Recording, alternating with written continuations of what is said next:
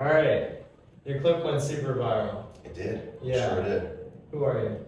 My name is Matt Rostemi. I'm an eye surgeon here in Frisco, Texas. I live in McKinney, which is the city we're in right now.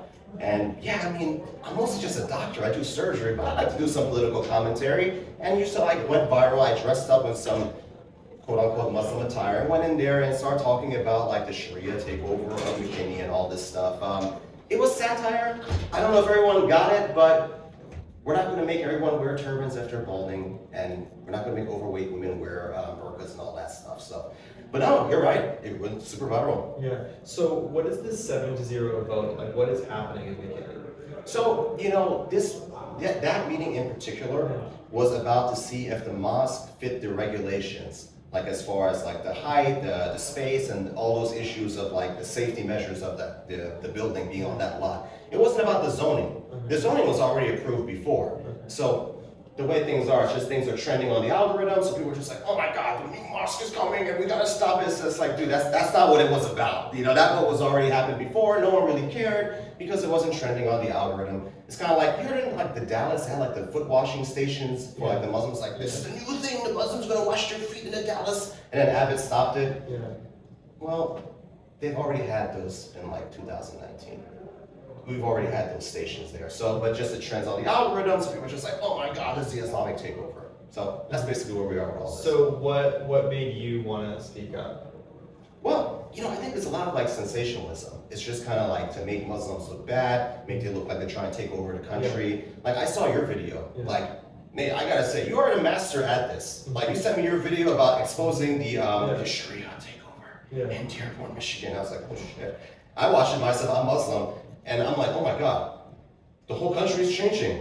And then I realized like, I know statistics, and that's not really true. Yeah. So, Nate, I was gonna ask you, what percent of like, people who live in Dearborn make up all of Michigan?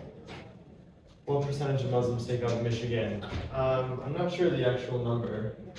Nate, you're a journalist, my friend. You gotta be out there. You gotta know statistics. I know. In Dearborn, they're a majority. They are a majority. Yeah. Dearborn has 100,000 residents, and Michigan has 10 million people. Yeah. Went to school? What's that? You went to school? Yeah. You look like a smart guy anyway, Nate. That's 1%. 1% of Michigan is Muslim. Actually, probably less because only half of Dearborn is Muslim. So it's actually 0.5% of Michigan is Muslim. But then I see your video. You're in like this Arab market, and you're like, out of my 2 years of a video like this is the most shocking thing I have seen. And I'm just like, oh. I showed it to my Dominican friend, and he was like, it just looks like you go to a siesta and see a bunch of Mexicans. So, I mean, there's a lot of this stuff out there. I don't know if you guys are doing it for money, for clicks. What drives you, Nate? I'm trying to learn from you. I don't want to live under Sharia. What are you worried about exactly? What I'm worried about is... I'm trying to give you a hard time. I really want to know your... No, for example, like what I saw in Dearborn, right? Like I spoke to a guy that said that he wanted to be allied with Hezbollah. I saw that one. You know what's really interesting? By the way, when you interview people, you do really well. You're like a very fair guy. Just look at them, let them talk. I really respect that. But you had a really nice conversation with this guy, and then that's all you took out of it? Was that he wants America to be allied with Hezbollah? Well, Hezbollah killed American soldiers. That is true. I'm not a fan of Hezbollah. I don't want to be allied with them. Absolutely not. Wait, go on. I think this interview's over. What? Why is the interview over? Yeah. Because I don't want to be allied with Hezbollah. I don't want to be allied with Hezbollah either. They're a terrorist organization. Saying, so I was concerned about that rise in Michigan. So listen, I don't want to be allied with any terrorist group. That includes Hamas. I get what you're saying. Listen, we're just having a nice conversation. We are. So, what exactly do you have concerns about when it comes to Sharia? I don't want any religious law in this country. I don't want any Talmudic law. I don't want any biblical law or Sharia law or any of this stuff. You don't either? No, I don't. I know, I don't either. But what are you concerned about? Because there's a lot of people talking about Sharia, Sharia, Sharia. What specifically are you worried about? What specifically with Sharia? Yes. I don't want a woman's testimony to mean half of that of a man's. I don't want someone's hand to get cut off when they steal something. Are you worried this is going to come to America? I don't want, yes. How would that happen? Because what percent of Muslims, first of all, most Muslims you can change the law. Like, just because laws are written doesn't mean you can't make new ones. That is true, but that requires votes. Right. So what percent of America is Muslim at this point? And a majority of Muslims, an overwhelming majority of Muslims vote Democrat. and they can take over the party. I'm glad you brought that up because actually, by the way, I don't know why you didn't mention this in your Dearborn interview. And you could, Let me finish this. I'll let you finish. Dearborn actually voted for Trump. I know that because I started Muslims for Trump. We went out. I'm Republican, by the way. I got into the party because of Ron Paul. That's what I do. And we actually flipped Michigan. We did flip Michigan, but we flipped Dearborn for Trump. And this whole idea that Muslims only vote Democrat is completely ridiculous. In fact, before 9/11, Muslims voted I think Republican. it was like 94% of Muslims voted for Mamdani in New York, something like that.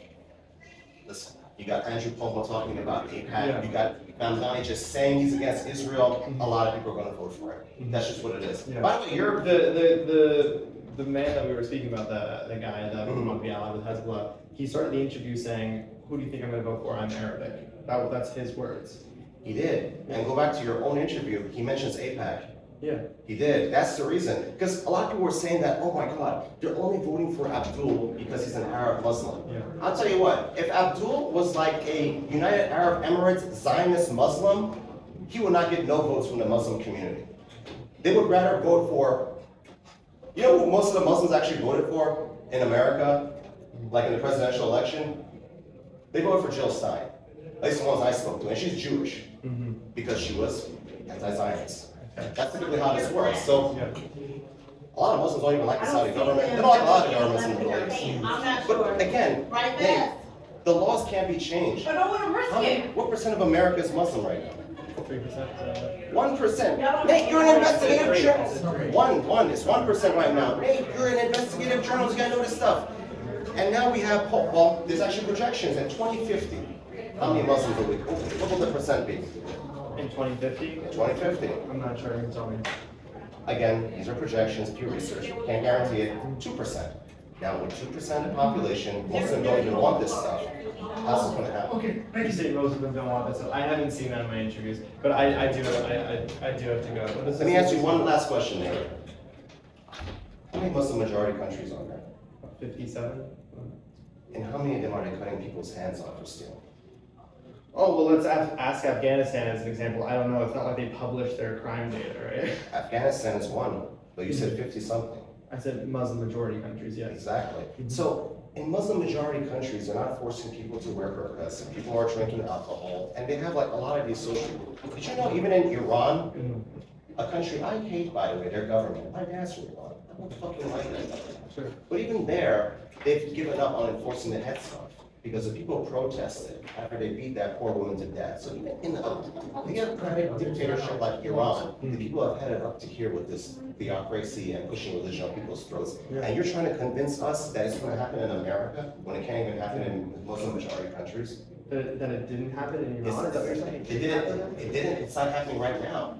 And in Iran, the worst of the worst, they don't even enforce the headscarf anymore. So even in Iran, they can't force a burqa on people, but you're telling me right now in America, with 2% of the population, it's gonna happen? I'm so confused. Are you defending the Iranian regime? Like, Not at all. Okay, And this so- is why we record this, to make sure things are not taken out of context. I started by saying you that. said that you're, I get that. Okay, all right, so make sure you're not But selective hearing. there's a sense of like, I don't know how we know exactly what's going. We see that they're murdering like 100,000 protesters, Oh, right? yes. Okay, so I don't know. It's dark. You know, there's no internet. There's blackouts. I don't know exactly. You can add. The internet came back on recently. You didn't know that? My uncle lives there. The internet finally just came back on. People do have videos of what's going on in Tehran. I can send it to you if you want.